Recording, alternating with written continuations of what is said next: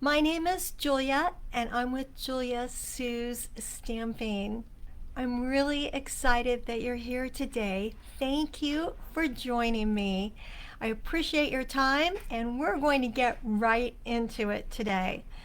So I have some Twine-tastic ideas to share with you. Yeah, I'm using the Essential Baker's Twine to show some really great ways to use it that maybe you haven't thought about or maybe have been on the back burner for you. And this is just a little reminder. This is going to be a very hopefully quick video. My name again is Julia, and I am from Northeast Ohio. I am a Stampin' Up! Demonstrator, so everything I'm going to use is Stampin' Up! Let's see if there's anything else I forgot here. I can't think of anything right off the bat. I think we should just get started. How about you? The first thing I'm going to talk to you about is what we're using today. It's going to be Baker's Twine. Now this is the Baker's Twine Essential Pack. I love this because it has 5 different colors, and this stuff will take your cards to the next level, I promise you. It's just a little bonus tip right off the bat. For my card fronts, I like to take the kits, and this is the one that I'm using for this, and I cut the card bases in half. That allows me to get twice the amount of cards. So I will then adhere the card front, that is this pretty paper from Stampin' Up!, onto other bases, and then that will help stretch the supplies. Friends, it's gonna double the cards for your money, and boom, more bang for your buck. And who doesn't love that, right? These are the fronts that I cut off, and it's actually like the card back, because I took the fronts and I used them to make cards for my mom. And so I was left with these cool looking backs, and it's still really pretty paper. So what I use to make the cards today that I'm going to share with you are these kind of colors. I of course used the basic black because that's like a go-to, and basic white. Then there's Night of Navy, some crumb cake, pool party, a little bit of flirty flamingo, and crushed curry, as well as mossy meadow. Now can you believe all these colors go with that base? It's just super cool. So moving on to the items I want to share with you. Oh, and I'm also using ephemera. So I have the Something for Everything ephemera, as well as the Saying Something and the Fully Flowering ephemera, and those are what I'm going to be using along with the card bases that I just showed you. In one card I am using the Nested Essentials dies. So other than that, it's just twine. The first thing is to keep it simple and sweet with a classic bow. Now I'm using this twine that is like a, I don't know, what color is this? Like a crumb cake color. And all you need to do is cut some of it and then tie it into a bow, right? And then you kind of pull the ends until you have it be the size of bow that you want. But another way you can do that same bow is to double up the twine to make it so it's like a double bow. And that usually is what I end up doing, is making a double bow out of the twine, because I think it gives it a little bit more, it's not quite as dainty, and it's just about balance. So there you go. So we double it up for extra pizzazz, and then you just cut the end here and cut these ends. And here's the card that I created doing that. So you can see it really helps add that. I've got the Fully Flowering ephemera on there, a little bit of the Saying Something, and then Something for Everything ephemera with a double bow twine on there. And inside it has a little bit of Pool Party surrounded by the white. Quick, easy card, and the Baker's Twine really helps lift it up a little bit and make it so fun. It keeps it in balance. And sometimes less is more, and sometimes more is more. There we go. All right, so the next technique I have for using the Baker's Twine is I'm going to show on this card here. I'm going to set this one aside for a moment. And pulling out the black Baker's Twine. I'm going to jazz up this card with a little bit of a wrapped border. Now you can either have your border start on the back, and you can wrap it once for something really pretty, or several times for something just a little bit more substantial. That's a little bit more of a bold look. And either way, it's going to add a fantastic texture to your card that is super easy. And it's like putting a scarf on your card. It's going to be fashionable and functional.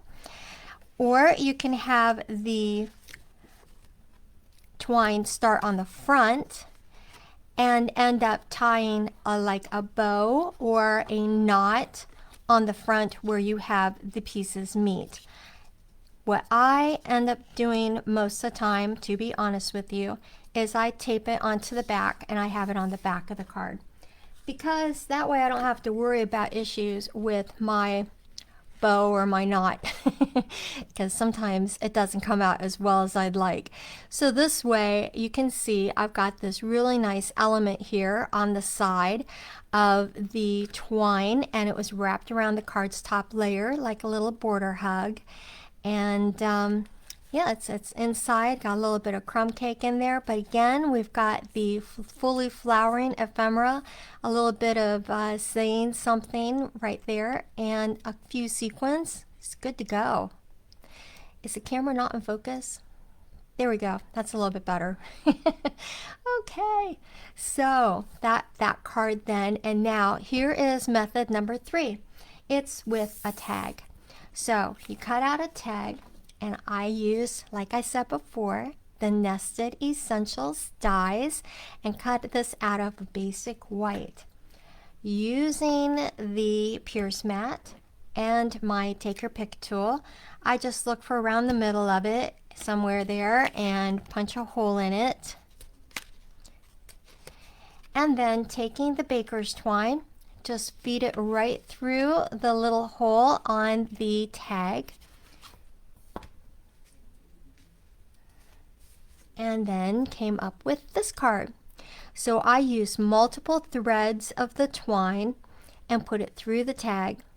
I think sometimes it's so easy to forget these really simple little techniques that we have all learned a long time ago, and sometimes it's good to go back to the basics. So threading the baker's twine right through to make a decorative loop, and it gave that cute little tag a little hat, right? And it adds a finished look too. So who knew that a tiny little bit of twine would make such a big impact? Again, it's got the ephemera on there, the saying something and something for everything. Just a real nice touch.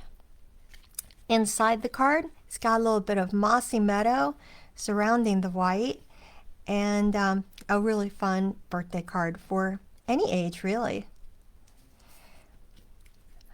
All right, the next one that I like to do is making a flower. So this is a twine flower, and again, I'm just going to use the black that I have here to share with you how I tend to do it.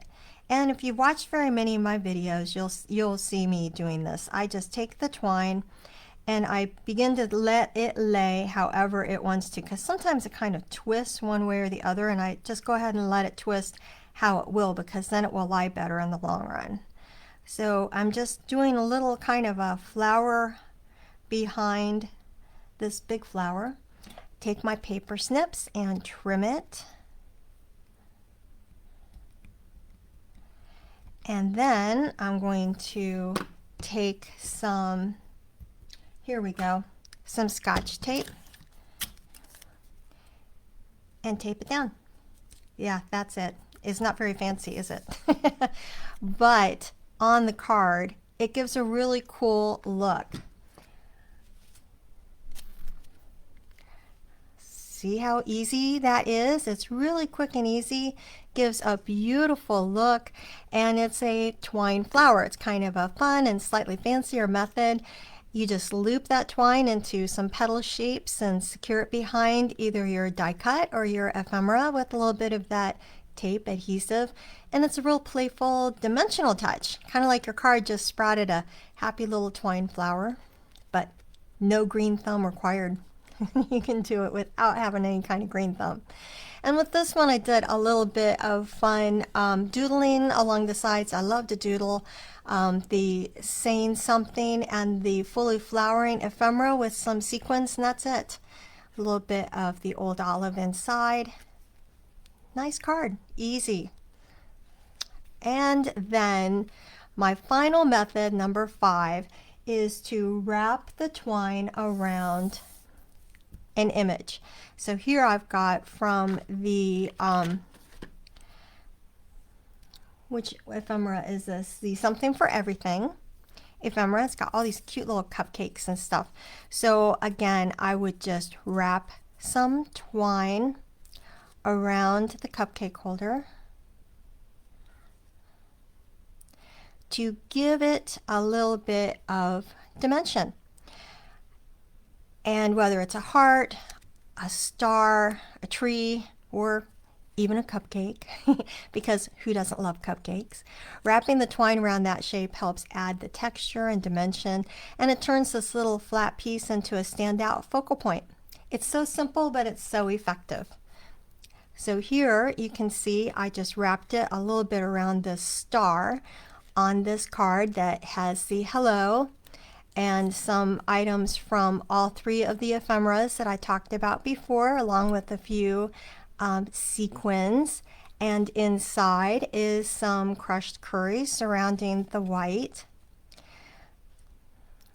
So yeah, this is the grand finale here, wrapping twine around the die cut shapes or the ephemera shapes. And it is very effective.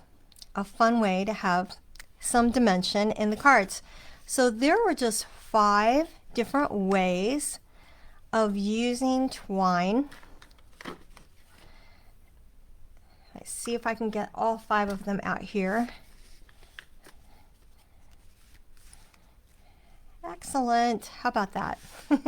They're so much fun. I loved doing these cards, and no stamping today. How easy is that? Well, there you have it. 5 fun and easy ways to use baker's twine on your projects. We went from bows to borders to flowers and wrapping it around shapes, tags. Oh my gosh, there is no limit to what you can do with just a little bit of twine. So go ahead and give it a try. Let me know what method is your favorite in the comments. Don't forget to like the video and to subscribe for more crafty fun. See you next time. Bye.